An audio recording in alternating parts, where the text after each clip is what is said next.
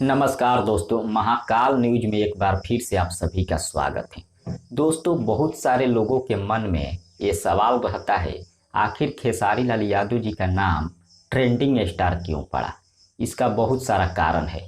आज उसी कारण के बारे में बात करेंगे। वीडियो को पूरा देखिएगा और वीडियो अच्छा लगेगा और खेसारी लाल यादव जी के फैन है तो वीडियो को लाइक कर दीजिए और चैनल पर पहली बार आए हैं तो चैनल को सब्सक्राइब कर बेल आइकन को दबा दीजिएगा।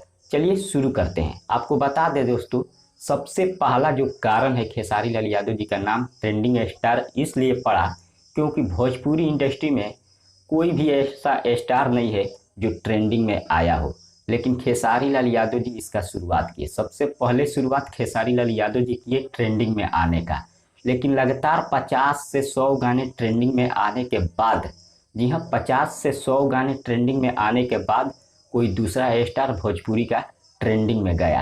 इसीलिए कहा जाता है भोजपुरी के ट्रेंडिंग स्टार खेसारी लाल यादव जी को, और इंडिया का भी नंबर 1 ट्रेंडिंग स्टार कहा जाता है।